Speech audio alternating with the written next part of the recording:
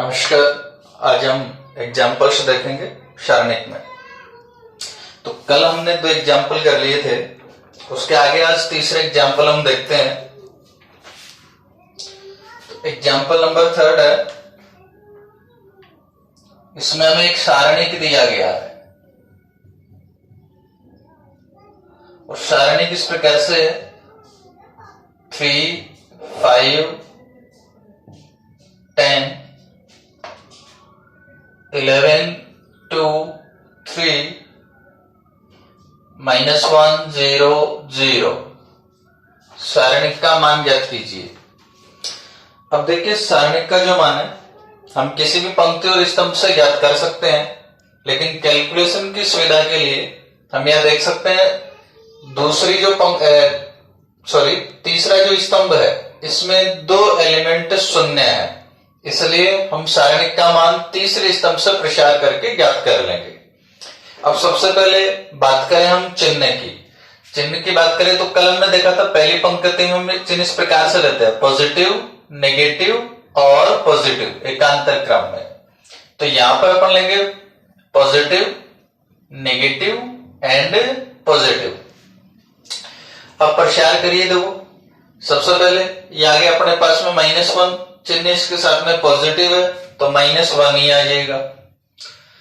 अब ये जो -1 है पहली पंक्ति और तीसरे स्तंभ में स्थित है, इसलिए हम पहली पंक्ति और तीसरे स्तंभ के एलिमेंट्स को छोड़ देंगे। तो अपने पास में आ जाएगा 5, 10, 2, 3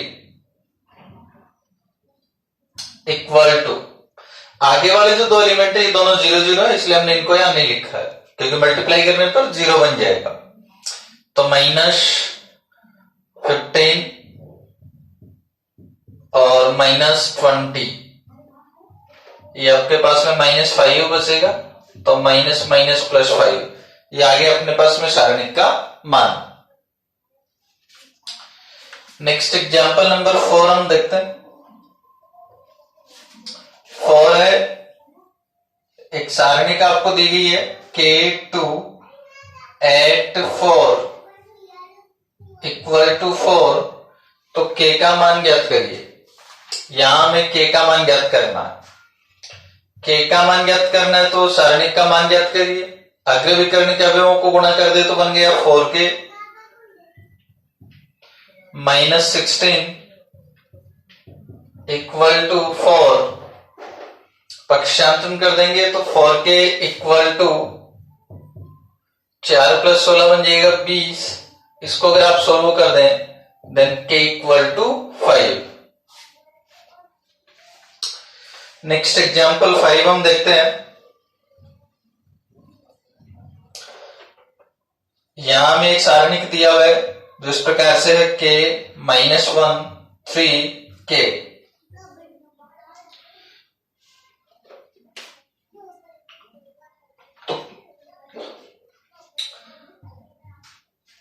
और ये बराबर है 0 के।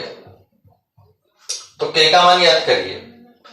तो अग्रविकर्ण के अवयवों का गुणा करें तो K²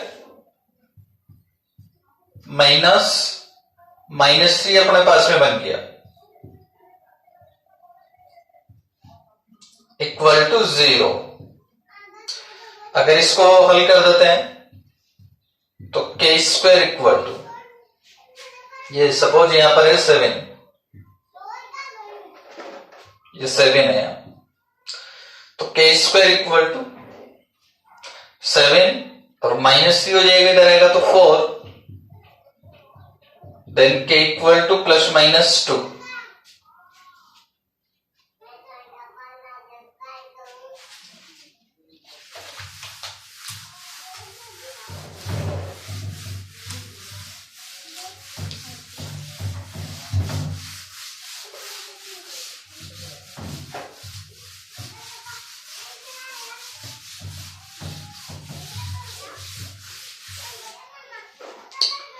नेक्स्ट हम देखते हैं एग्जांपल 6।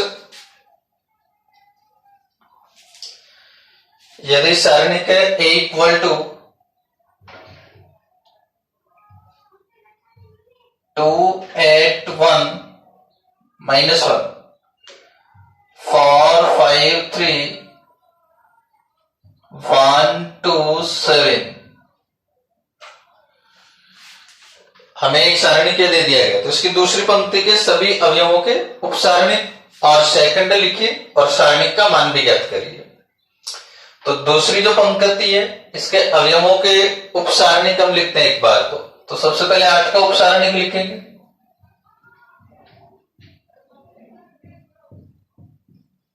8 का उपसारणिक।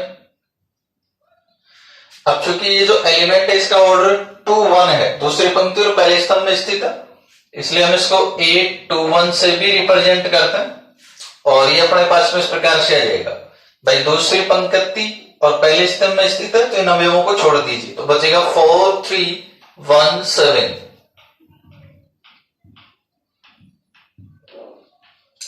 सॉल्व कर देंगे तो 28 -3 इक्वल टू 25। नेक्स्ट 5 का उपसारणिक ज्ञात करें।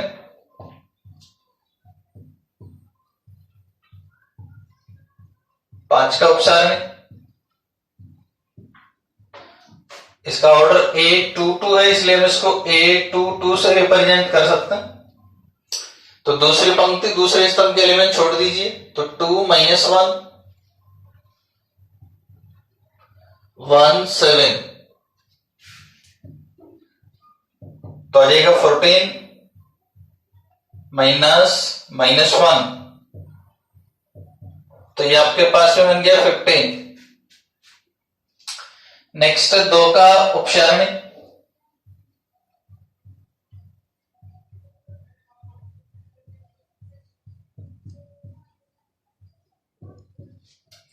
दो का उपसारणिक ऑर्डर इसका 2 3 है, तो हम 8 2 3 से रिप्रेजेंट कर सकते हैं।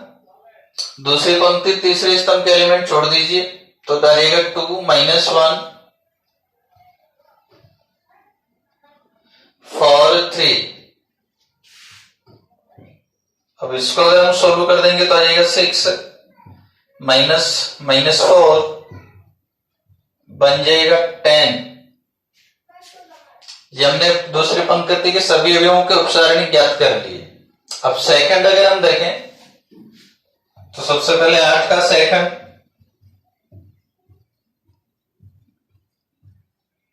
अब यहां 8 का जो सेकंड बनेगा उसके लिए देखिए, हमने कल देखा था वो इस प्रकार से देखेंगे -1 की पावर। अब देखिए इसका ऑर्डर 2 1 है, इसलिए -1 की पावर 2 + 1 लिखेंगे और इसका जो उपसारणिक है वो 25 था, तो -1 की पावर 3 -1 आ जाएगा। -1 को 25 से मल्टीप्लाई कर देंगे तो -25। नेक्स्ट 5 का सेकंड, इसका जो सेकंड है वो हम कैसे लिखेंगे, -1 की पावर, इसका ऑर्डर देखिए 2 2 है, तो पावर लिखेंगे 2 + 2 और उपसारणिक आ गया था 15, तो ये 4 बन गया। -1 की पावर 4 + 1 आ जाएगा, मल्टीप्लाई कर देंगे 15। 2 का सेकंड,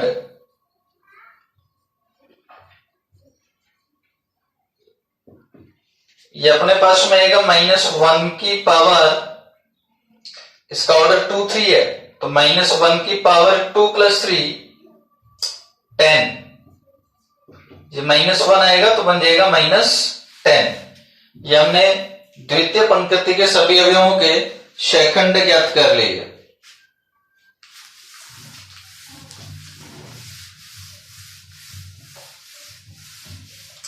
और इसमें सारणिक का मान ज्ञात करना था, वो आप जानते हैं, अभी पीछे हमने ज्ञात किया था। पहली पंक्ति से प्रसार कर लीजिए, सारणिक का मान आपको मिल जाएगा।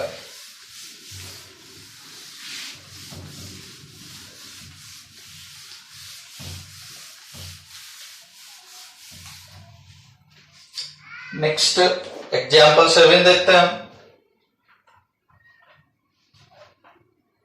सारणिक का मान ज्ञात करिए। सारणिक इस प्रकार से 3 5 0 -7 0 11 13 0 2। सारणिक का मान ज्ञात कीजिए। इस सारणी का मान हमें ज्ञात करना है। तो देखिए, हम किसी भी पंक्ति और किसी भी स्तंभ का प्रसार करके सारणी का मान ज्ञात कर सकते हैं। यहाँ दूसरी पंक्ति में 2 शून्य है, इसलिए हम दूसरी पंक्ति से प्रसार करके सारणी का मान ज्ञात कर रहे हैं। अब चिन्ह की अगर बात करें, आपने देखा था पॉजिटिव नेगेटिव पॉजिटिव इस प्रकार से लेते हैं, तो इसमें आता है नेगेटिव पॉजिटिव नेगेटिव। ठीक है, अब प्रसार करें तो चिन्ह चूंकि नेगेटिव लिया है तो -5, और ये दूसरी पंक्ति पहले स्तंभ में स्थित है, तो दूसरी पंक्ति पहले स्तंभ के एलिमेंट्स को छोड़ दीजिए, तो बचेगा -7 11 13 2। आगे वाले दोनों एलिमेंट 0 हैं, तो 0 बन जाएगा। इसको सॉल्व कर दीजिए, -5 और ये बन जाएगा -14 -13 को मल्टीप्लाई कर दीजिए 11 से, तो 143 -143 और माइनस के 14 -157 हो जाएगा, तो -5 और ये -157 मल्टीप्लाई कर दीजिए इसको, तो ये अपने पास में आ जाएगा 5 785। ये हमने सारणिक का मान ज्ञात कर लिया। अब एक्सरसाइज 4.1 की बात करते हैं। पहला प्रश्न 4.1 में के किस मान के लिए सारणिक के 4 2 -3 इसका मान 0 होगा। हमें बताना है के किस मान के लिए सारणिक का मान 0 है। अब चूंकि सारणिक का मान 0 कर दीजिए आप और हल करिए इसको, तो -3 के -8 इक्वल टू 0 अगर सॉल्व कर दें तो यहां से आपको k का वैल्यू मिल जाएगा -8/3।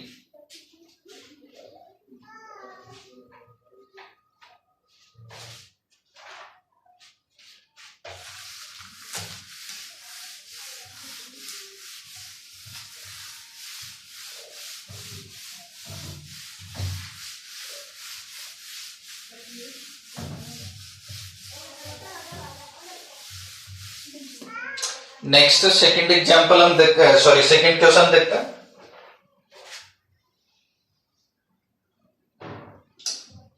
यदि x2 y4 इक्वल टू 0, तो x अनुपात y ज्ञात कीजिए। हल करिए सारणी को, तो बनेगा 4x - 2y इक्वल टू 0। हमें अनुपात ज्ञात करना है, तो पक्षांतरण करेंगे, x को एक साइड करेंगे और y को एक साइड कर देंगे, तो 4x इक्वल टू 2y। अब अनुपात का मतलब आप जानते ही हैं, x बटा y, या आ जाएगा 2/4। सॉल्व कर देंगे 1/2, तो ये आपके पास में बन गया x अनुपात y, आ गया 1/2। Next question number 3। यदि 2y 3x इक्वल टू 4 तथा x4 y2 इक्वल टू 7, तो x और y का मान ज्ञात कीजिए। देखिए हल करिए सारणी को, तो बनेगा 2x - 3y equal to 4, equation number first. Second आपके पास हो जाएगा 2x - 4y equal to 7, equation second. अब आपके पास में दो चर में दो समीकरण आ गए, दोनों को हल करके आप x और y का मान ज्ञात कर सकते हैं। तो 1 - 2 से 1 में से 2 को अगर हम घटा दें 2x कैंसिल हो जाएगा, -3y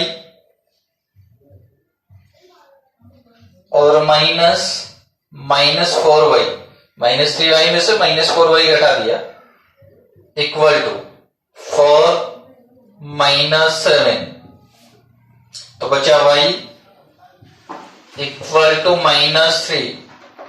y का वैल्यू अगर पुट कर दिया जाए तो x का वैल्यू हमें मिल जाएगा, तो y का वैल्यू अगर पुट कर देंगे तो ये 2x इक्वल टू 4, y का वैल्यू -3 कर दिया तो -9, और पक्षांतरण अगर कर देंगे तो +9 equal to 13, then x equal to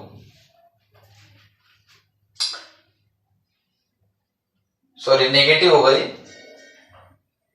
तो -5, देन x इक्वल टू -5/2। धन्यवाद।